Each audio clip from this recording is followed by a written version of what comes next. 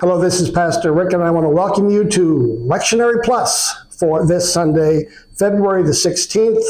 We're going to review the three readings for this Sunday. So whether you're here at Emmanuel or whether you're going to church up north, you can use these texts and Lectionary Plus to prepare for worship.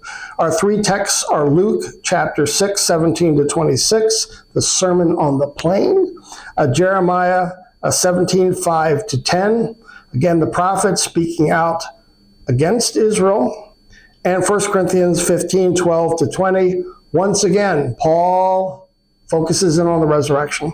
Let's start with Luke 6. Most of us are used to thinking of this sermon as the Sermon on the Mount. That's Matthew's gospel, because Matthew wants to see Jesus as the new Moses, bring down the 10 commandments, in this case, the blessings from the Mount. Luke's different. He describes it as a Sermon on the Plain, and he has two sermons which are really bookmarks. Jesus speaks his first sermon in his hometown synagogue, and then he has some things that are happening, and then this second sermon, the Sermon on the Plain. And the basis of this sermon is Jesus speaking blessings over his people. And he speaks these blessings in real life situations. He talks about laughter, not weeping. He talks about material blessings that God will bestow on his people. Talk about good name and position. All this for those who are willing to face persecution and witness to the name of Jesus. And so here Luke wants to say and point to that sermon to say that Jesus is taking a look at his people and say, the evidence is you're being oppressed by the government. You're even being oppressed by the synagogue. But in the face of those evidences of brutality and oppression, please know this: God has blessed you. God will bless you.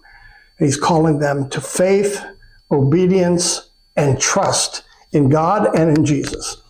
Okay, that's the Sermon on the Plain, not about transactional ethics, but about trust in God's goodness, God's blessing. Jeremiah 17, this is a hard-hitting passage. Jeremiah is always hard-hitting. He's the prophet of doom. Now, he comes, first of all, with words of wisdom. In this section, it almost sounds like Proverbs or Psalms or Ecclesiastes. Those who depend on human power, they'll be like shrubs in the corner someplace that are barely surviving. And then he uses another metaphor. But those who depend on the Lord are like a tree planted by fresh water, that it's just prospering. But then he moves from those metaphors to this historic judgment and says, don't even try, Judah. Don't even try, Jerusalem, to get God's mercy. God has already called the Babylonians to mete out justice against you. And we know that's exactly what happened. So Jeremiah starts with some wisdom, but boy, it's a hard-hitting text. And the last text is 1 Corinthians 15, 12 to 20. Here again, Paul, he's taking a look at the resurrection and saying everything now changes when we understand the bodily resurrection. Now, there were some at that time who didn't think bodily resurrection was a big deal, the Gnostics. But Paul says, oh, no, this is the beginning of the new creation. Once you understand that Jesus is the first fruits of the new creation, then you realize that's what we place our hope in for ourselves. We become then the first fruits of God's activity. So here we've got three very different texts. It'll be interesting to see what the preacher does with these this Sunday. Sermon on the Plain, Luke 6, Jeremiah, hard-hitting prophecy, and 1 Corinthians 15, the resurrection and how it points to new creation. What will the preacher do? Well, let's turn to the preacher this week, Pastor Lilliard. Hi, everybody. I'm Pastor Lilliard from Emmanuel. Hope you're well. Welcome to Lectionary Plus. I don't know if I'm the lectionary or the plus, but anyway.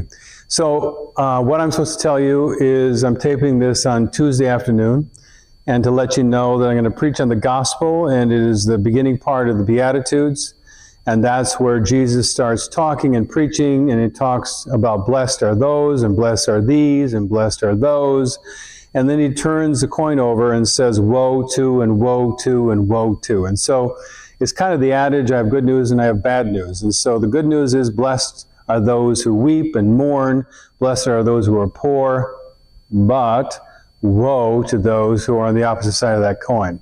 So here's what I have to figure out in the next day or so, is how to package that accurately theologically and apply it to our lives, because we all want to be blessed, but we don't like the woe. But we might fit in the woe, and we might fit in the blessed. And so it's Bring a Friend Sunday, so find a friend if you don't have one, and bring him or her or them to worship at 9 and 10:30 as we talk about what Jesus says to us in our lives.